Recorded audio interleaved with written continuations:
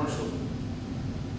And, or mixed use that, some of that too, because I know there's houses and commercial all next to each other. Would be an option too. But I think the mixed use right now, we can just focus on the vacant lots. And how, I just feel like from because we don't have a lot of parking in some of those areas. right, Well, that can become that's what we're complicated. talking about. Yeah, I think it's better, and that's just my opinion, it's better if you focus on an undeveloped area so that the new structure would be commercial on the bottom, residential on the top with that shared parking. Because right now we have problems in some of the areas where it is commercial and people are allowed to live in the houses. And you've got, for example, right here back on Edward, so you could have one house that sits in between multiple businesses, and all those businesses throughout the day park in front of those houses on the street. Mhm. And the residents are constantly complaining because if they were to have guests, there's nowhere for people to park. Right. And but it's a street parking, and it's allowed up to a certain point where there's no parking sign. So if you mix it in like that, I think those are some of the challenges you're going to have, as opposed to the same property owner understands that I'm running my coffee shop and then I live upstairs, Right. or something like that. I don't know how running a coffee shop downstairs and living upstairs is going to generate anything all that great of it. I'm leaning against it because it's way too complicated, and like I said, the parking's a big issue. People parking from your mailboxes to get your mail. We don't have a whole lot of vacant property to push this on, and if we change existing property, I don't think it's fair to people that already live there. Because even a small business can generate a lot of traffic or a lot of nuisance, and then it's more for code compliance to keep up with when they've got to look at two different rules, set of rules, one for commercial and one for residential, I guess.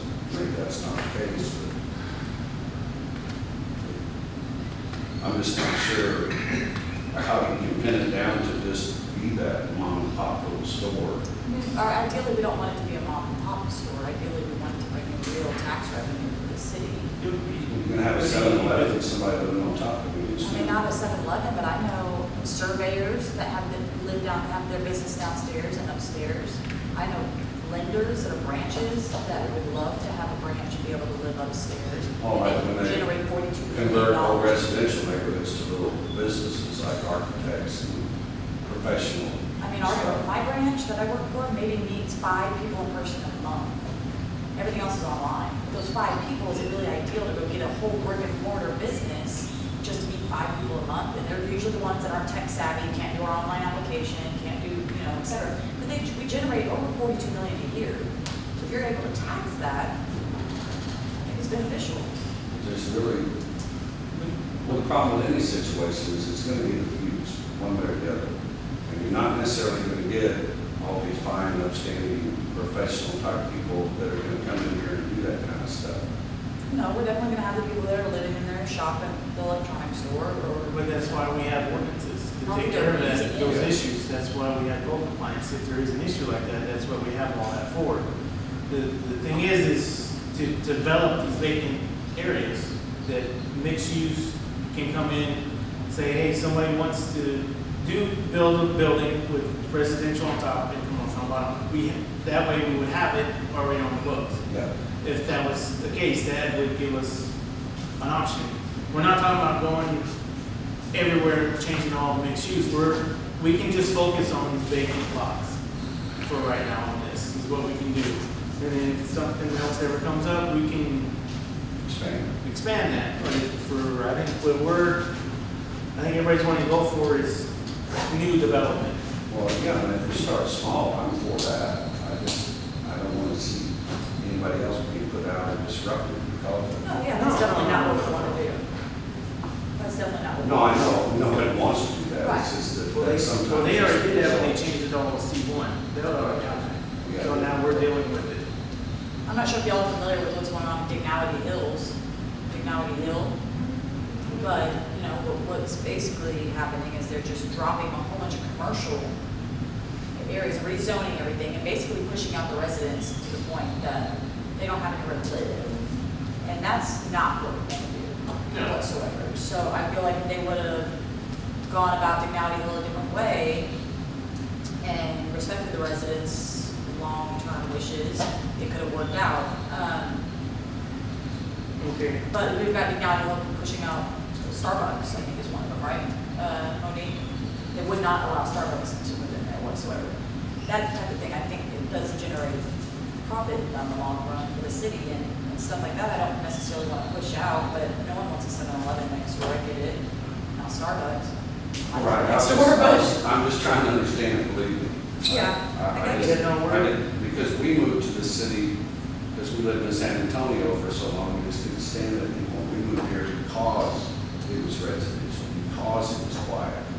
I want a Starbucks, I'll drive up the road and get one. But unfortunately, the quiet doesn't fix the potholes and everything else that everyone complains about. Everyone wants Exactly. things repaired, but we need tax revenue to do that. So I just feel like if we don't change something, we're not gonna get there.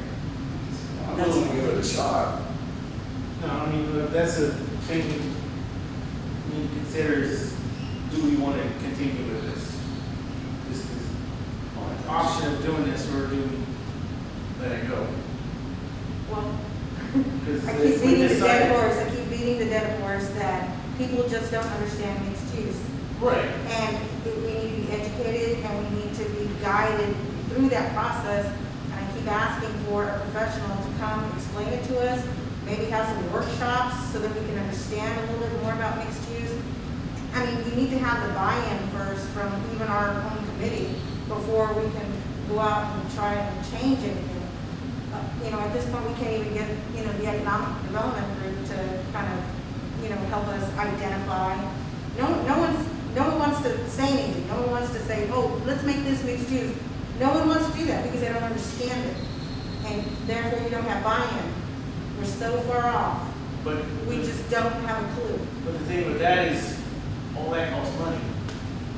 Right. And nobody wants to So that's spend the money. thing- No, that's the thing is, if we decide to continue to do this, then yeah, then they'll go for it. But if we're still going back and forth with this, they're not going to put the expense out to bring somebody in unless everybody's on board with it to do it. This has been on our agenda for 18 months. Longer than that. Because it was As far as I longer than know, that. that it actually has been an item on our agenda for 18 months. And I mean, we just haven't gotten off square one. I'm ready to throw it on the envelope. Because I just don't think we have the minds. We don't have the I'm all understanding. for it, but I think And we we ought to don't move have, forward in a limited way, like they were talking about, start in a specific area and see if we can make it work. I know, but I don't think that many of us are qualified to identify particular areas without consultation from an economic, or an urban planner, for example. We could get an urban planner in to understand that. So, you know, I say, hey, let's set aside some dollars, let's budget some dollars to do this. But Well, it's budget season right now. this month. no one's budgeting anything for it, so we might as well, we just might as well The just stop budget- talking about it. The budget workshops this Thursday at City Council, right, an hour before City Council. So if we want something on budget, this week would be the one for us to put that in motion. I'm all for being an urban developer. I'll work on one to see if we can get one for the next meeting. Happy to initiate a joint meeting with EDC for the next meeting. Yes, Can we initiate a joint meeting with EDC for the next meeting? for you all to meet next week, Yeah. in July. Or council, either one? Your meeting? Yeah, you can try your meeting. Your meeting joint with EDC? Or the next EDC meeting we can join with them, whichever. When is their next meeting? So that, their next meeting, they have their own agenda items already planned. So if y'all So we want have to to do be a joint, honest. they meet on third Mondays. So if y'all want to do a joint meeting, we'd probably be better proposing that to them on the, whatever day that is, the 21st for your July meeting.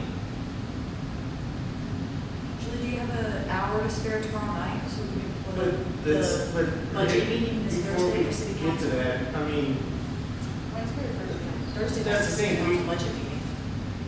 yes, we were asking EDC for their input because she said they were gonna work on it and get us input. Their primary focus right now is the But the thing is, we already know what's the property that's commercial district already. All the properties that are vacant are commercial. So we know where we want to focus on to do this. Now, the thing is just establishing the guidelines of how to put the ordinance together, right? Basically, that is where we want to start, boundaries on the setbacks and all that. We can, that's where we basically start, is almost building the standards in a way, is establishing those guidelines already. Right, we have to do all that also, right, Ted? Well, I guess the first question is, I guess kind of going back to Julie's point, what we've been trying to get to is, do you all, as the Planning and Zoning Commission, want to pursue mixed-use zoning for the city of Kirby? Yes or no? Yes. We've never really gotten to that. We've kind of always just said, okay, we're gonna go read it, and we're gonna talk about it next meeting. So we get that, and you're saying, yes, you want to pursue mixed use for the city of Kirby, but we understand we don't have the knowledge to decide where and how. That is gonna cost money. If you're proposing that, then I think that that recommendation goes forward to the council to say, okay, we need to pay someone Well, that's to put that together if that's what we want to do. But I can't just go to the city attorney and say, write a mixed use ordinance. No, He's no. gonna say, what area, you're talking about changing your zoning ordinance and finding locations. Right, well, I thought this last time that why we kept going back to, because we were going to have EDC support to get it, to work on it. But if they're worried about a newsletter, then what's the point of us continuing with this also? If we're not getting the support from the other committees like they said they would. Yeah, I just think that wasn't resolved. I think it was the same discussion at their meeting. It was, So. they had so- copy, y'all had so copy, and We can, we're still kicking the can down we the can road. put it to a vote now to continue this, right, basically? Or do you gotta put it on the next agenda? There's not action on this item. So we would have to put it on next month's agenda to put a yes or no vote on this. To move Continue forward, this. you mean? I can't tell the council we're willing to move forward if they're willing to support us. I mean, it would just be by a consensus and rather than a official vote. Because that's the thing is, that's what she was saying too, that there wasn't a push from me